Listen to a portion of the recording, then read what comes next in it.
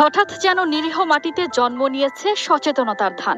জ্বলে পুড়ে মরে ছারখার, তবু মাথা নোয়াবার নয়।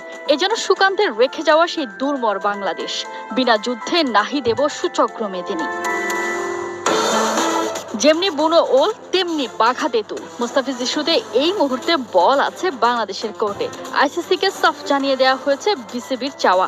ক্রিকেটের সর্বোচ্চ সংস্থাটি দিয়েছে গ্রিন সিগন্যাল। তবে প্রশ্ন হলো, টি-20 বিশ্বকাপের 1 মাস যখন বাকি, তখন আইসিসির কি করণীয়?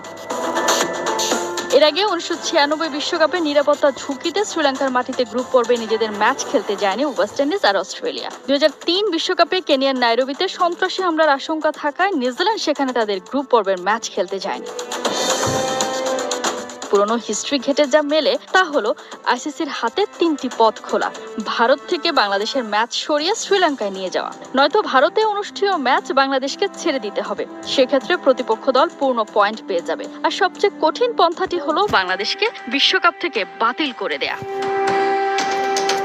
এদিকে বিসিসিআই লজিস্টিক সাপোর্টের কথা বলে ম্যাচ সরানোকে প্রায় অসম্ভব বলছে। আসল ঘটনা হলো, ভেন্যু বদলে বড়সড় ক্ষতির মুখে পড়বে ভারত। প্রথম পর্বে ইডেন গার্ডেন্সে 3 ম্যাচ সহ ওয়াংখেড়েতে 1 ম্যাচ খেলার কথা ছিল টাইগারদের। ইডেনের দর্শক ক্যাপাসিটি 63,000, মুম্বাইতে 33,000। সব মিলিয়ে 4 ম্যাচে 2,22,000 সিট ইনভলভ। যদিও এই গেট মানের পুরোটা বিসিসিআই নয়, তাদের মূল আয়ের সুযোগ মূলত ম্যাচ ডের অতিরিক্ত আয়, স্থানীয় স্পন্সরশিপ, প্রচার কার্যক্রম আর ওই ম্যাচগুলো ঘিরে হসপিটালিটি।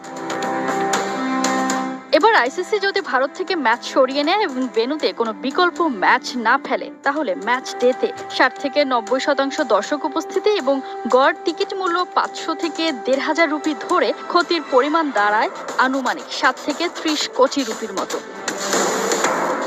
এদিকে আইসিসি যদি ভারত শ্রীলঙ্কা সূচির ভেতরে ভেন্যু বা তারিখ অদল বদল করে, তবে আয়ের তেমন কোনো ক্ষতি হবে না। সেক্ষেত্রে মূল প্রভাব পড়বে লজিস্টিক আর নতুন করে পরিকল্পনার খরচে।